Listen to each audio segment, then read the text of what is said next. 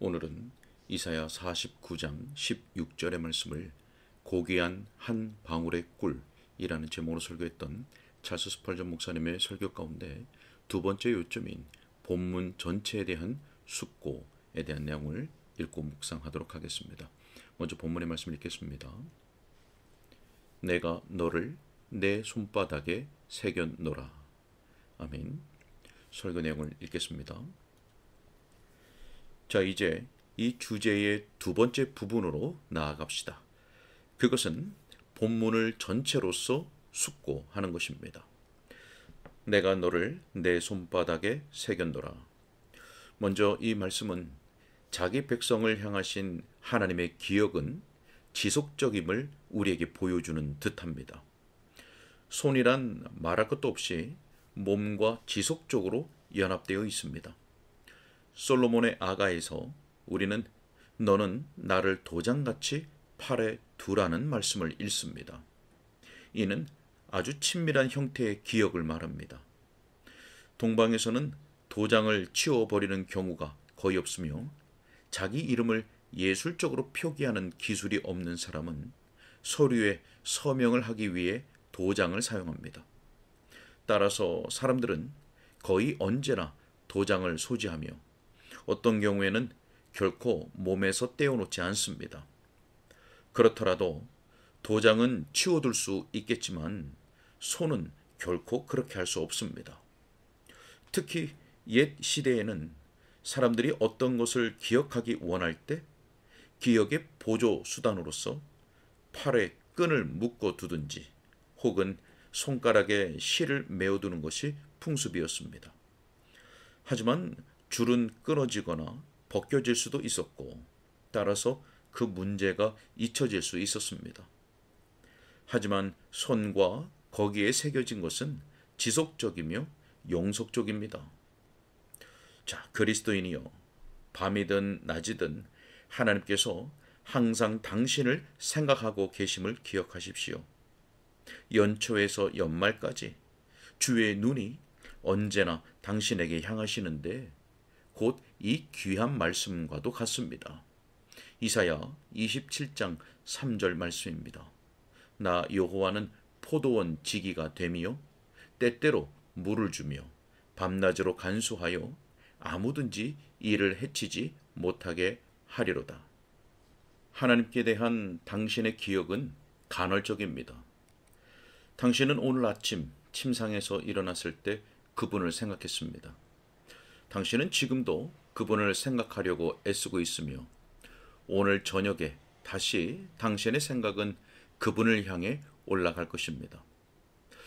이런 것은 단지 때와 시기에 따라 기억하는 것에 지나지 않습니다. 하지만 하나님은 당신에 대한 생각을 멈추실 수가 없습니다. 인간의 유한한 정신은 수행해야 할 다른 일들이 있을 경우 끊임없이 한 가지 생각에 골몰할 수 없습니다.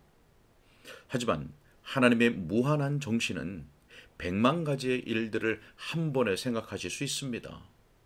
그분은 한 번에 한 가지 일을 생각하거나 일하는 것에 제한되지 않으십니다. 그분은 많은 손들과 많은 눈들을 가지신 하나님이십니다. 그분은 모든 일들을 행하시고 모든 일들을 곰곰이 생각하시며 동시에 모든 일들을 이루어 가십니다.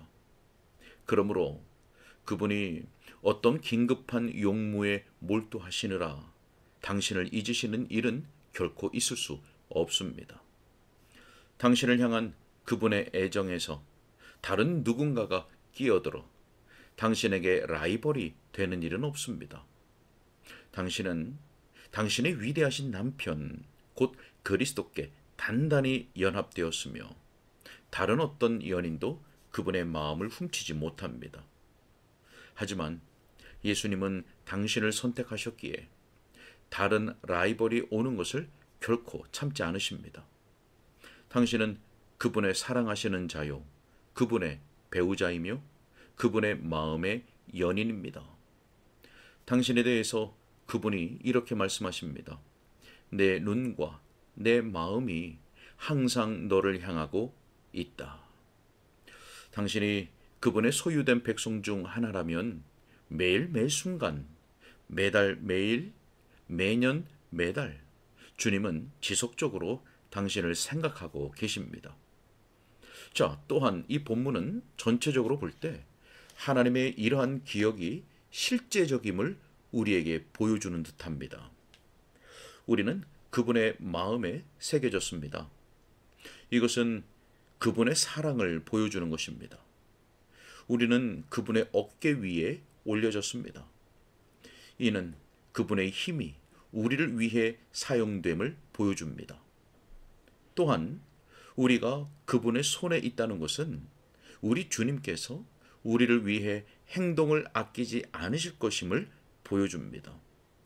그분은 자기 백성을 위해 일하시며 그분의 강함을 보여주실 것입니다. 그분은 전능의 손으로 우리의 구속을 효과적으로 이루실 것입니다. 우리를 생각해주는 친구가 있어도 그의 사랑이 생각으로만 끝난다면 친구가 있는 것이 무슨 소용일까요? 우리가 원하는 신실성이란 우리 편에서 행동하는 친구의 신실성입니다. 우리는 우리를 돌봐주고 원수의 모든 화살에 맞서 방패를 들어주며 우리의 모든 필요를 공급해주는 분이 필요합니다. 우리는 하나님으로부터 행동하는 긍휼을 필요로 합니다. 정녕 이것이 본문이 의미하는 것입니다. 내가 너를 내 손바닥에 새겼노라. 마치 하나님이 만지신 모든 것에 그분의 백성을 기념하는 것을 새겨두었다고 하는 것 같습니다. 그분이 행하신 모든 일을 그분은 자기 백성을 기억하려고 손바닥에 새겨둔 그 손으로 행하셨습니다. 여러분은 그 취지를 이해하시겠습니까? 만일 그분이 그분의 손바닥 사이에서 세계를 조성하시고 제 궤도를 따라 구르도록 보내셨다면 그분의 아들과 딸들의 형상을 새기신 손바닥도 바로 그 손바닥이며 따라서 그분이 하시는 새로운 일은 그들의 유익에 이바지하는 일이 될 것입니다. 그분이 민족을 나누신다면 그 일 역시 언제나 시온을 기억하시는 그 손으로 행하시는 것입니다. 성경 자체가 우리에게 그것을 일러주고 있습니다.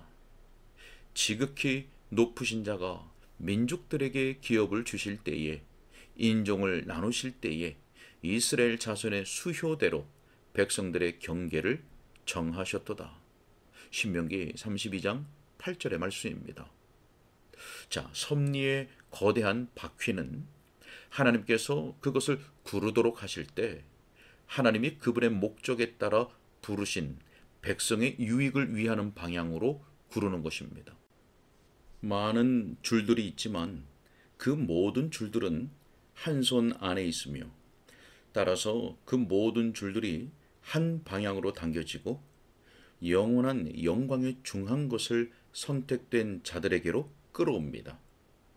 많은 바퀴들이 있고 헤아릴 수 없는 많은 톱니 바퀴들이 있기에 여러분과 제가 아무리 둘러보아도 그 장치를 이해하지 못합니다. 우리는 소리칩니다. 오, 바퀴들이여, 너희들은 어떻게 작동하느냐? 하지만 종말에 여러분이 굳게 서서 모든 것의 종말을 본다면 여러분은 하나님께서 그 모든 바퀴에 그의 자녀들을 기념하는 것을 새기신 것과 그리하여 그 작동의 결과가 언제나 선하며 그분의 손바닥에 새겨두신 자들의 유익을 위해서만 작동한 것을 알 것입니다. 그러므로 그분의 긍휼은 지속적일 뿐 아니라 실제적입니다. 사랑하는 친구들이여, 하나님의 자녀들에게 기쁨이 되는 것은 이것이 또한 영원한 기억이라는 것입니다. 하나님의 손에 새겨진 것을 사람이 지울 가능성이 있다고는 상상할 수 없습니다. 성경은 우리가 그리스도의 손 안에 있다고 말하며 그러므로 어느 누구도 그 손에서 우리를 뺏을 수 없다고 말합니다. 어떤 알미니안주의자들은 우리가 그분 손에서 미끄러져 나갈 수도 있다고 말합니다. 하지만 우리가 그분의 손에 새겨졌건을 어떻게 빠져나갈 수 있단 말입니까? 설령 지옥의 모든 악령들이 모든 괴계로서 우리를 하나님의 손바닥에서 빼낼 수 있는 음모를 꾸민다 해도 우리는 그들에게 잘 맞설 수 있습니다. 저는 어떤 피조물이 그것이 삶이든 죽음이든 현재일이든 장래일이든 하나님의 손바닥에서 우리의 이름을 지우는 것보다 더 불가능한 일은 생각해낼 수 없다고 생각합니다. 내가 너를 내 손바닥에 새겼노라. 자, 아직 저는 이 본문에 담긴 은혜의 즙을 다 뽑아낸 것이 아닙니다. 포도주 틀을 밟는 자로 하여금 한 번 더 포도들을 밟게 하십시오. 자, 거기에서 더욱 거룩한 포도주가 흘러나올 것입니다. 이러한 기념이 얼마나 부드러운 것인지요. 제가 얼마나 부드러우냐고 말하는 이유는 그것이 손에 새겨졌기 때문입니다. 어떤 사람에게서 들은 이야기입니다. 동양의 한 여왕이 그녀의 남편을 너무나 사랑하여 그를 기억하기 위해 능을 세우는 것으로 충분치 않다고 생각했습니다.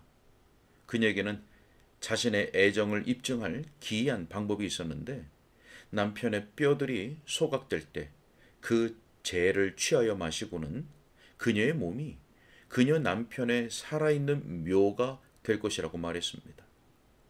그것은 사랑을 보여주는 기이한 방식이었고 놀라울 정도로 이상하면서도 광적인 애정이 그 속에 내포되어 있었습니다.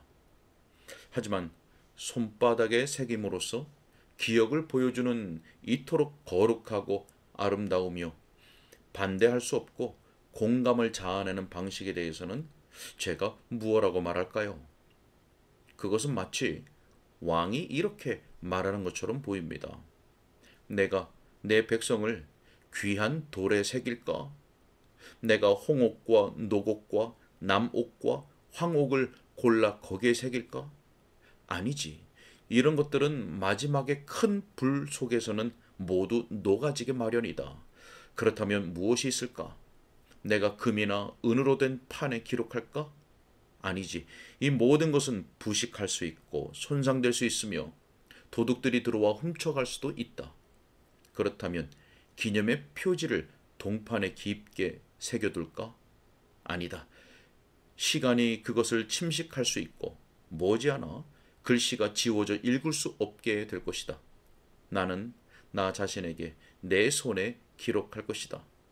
그래서 내 백성으로 하여금 내가 얼마나 그들을 사랑하는지 차라리 나 자신의 살을 벨지언정 그들을 잊지 않을 것임을 알게 하리라.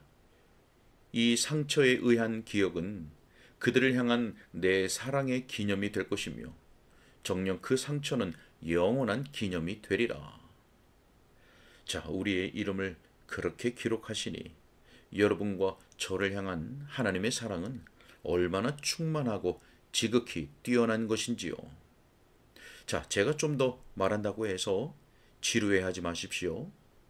이 기념은 아주 놀라운 것입니다. 성경에는 기이한 일들로 가득하지만 그런데도 이 구절 앞에 보라는 표현이 있습니다. 보라. 자, 만일 제가 지금까지 말한 것들이 여러분을 놀라게 하기에 충분하지 않다면 이 본문의 깊은 바다, 바닥도 없고 기슭도 없는 이 바다가 여러분으로 하여금 놀라서 손을 들게 할 것입니다. 하나님의 자녀여, 당신의 즐거운 눈과 기쁜 마음으로 하여금 한때 그토록 악하고 마음이 완고했으며 하나님으로부터 멀리 떨어져 있던 당신이 오늘 그분의 손바닥에 새겨진 것이 얼마나 놀라운 일인지를 증언하게 하십시오. 자, 다음으로 저는 그것이 또한 매우 위로가 되는 것임을 말하고자 합니다. 하나님께서 여호와께서 나를 잊으셨다고 한 시온의 큰 의심을 대하실 때 그분은 시온을 이 말씀으로 위로하십니다. 내가 너를 내 손바닥에 새겼노라. 슬퍼하며 우는 자여, 오늘 아침 당신은 어디에 있습니까? 어디에 있습니까? 당신은 부끄러워 고개를 숨기고 있는 것이 당연합니다. 시련이 거듭하여 닥치자 당신은 어제 이렇게 토로했습니다. 내 하나님이 나를 잊으셨으니 더 이상 은혜를 베풀지 않으시겠지. 자, 여기 오늘 아침에 당신을 향한 하나님의 대답이 있습니다. 그럴 수 없다. 나는 너를 잊지 못한다. 내가 너를 내 손바닥에 새겼기 때문이라. 이 본문이 해독제가 되지 못하는 슬픔이란 없습니다. 당신이 하나님의 자녀라면 비록 당신의 고난들이 바다 물결처럼 헤아릴 수 없는 것이었어도 이 본문이 마치 대양의 바닥처럼 그 모든 것들을 담을 수 있습니다. 비록 당신이 모든 것을 잃어버리고 무일푼의 파산한 거지가 되어 이곳에 왔더라도 이 본문의 말씀을 소유하였다면 당신은 수전노는 꿈꿀 수 없을 정도로 부유합니다. 아마도 당신은 한때 누렸던 복들을 잊었을 것이며 당신 자신의 경험이 당신에겐 하나의 꿈처럼 여겨질 수도 있을 것입니다. 당신이 결코 주님을 알았던 적이 없다고 마귀가 당신에게 말할지도 모릅니다. 당신의 죄가 그와 같은 방식으로 증언할 수도 있습니다. 하지만 당신이 주 예수 그리스도를 믿었다면 다윗의 주님과 더불어 맺었던 그 언약은 결코 파괴될 수 없습니다. 내가 너를 내 손바닥에 새겼노라. 오십시오. 고개를 숙이고 있는 성도여, 당신의 고개를 드십시오. 지치고 풀이 죽은 형제여, 용기를 내십시오. 그리스도께서 당신을 기억하시면 더 이상 무엇을 바라십니까? 저 죽어가는 강도가 다급한 상태에서 주여 나를 기억하소서라는 말보다 더 좋은 기도를 할 수 없었듯이 당신도 큰 슬픔 중에서 이보다 더 완벽한 위로가 되는 요청을 드릴 수 없을 것입니다. 주여, 당신께서 저를 당신의 손바닥에 새기셨음을 저로 보게 하소서. 아멘. 오늘은 여기까지입니다.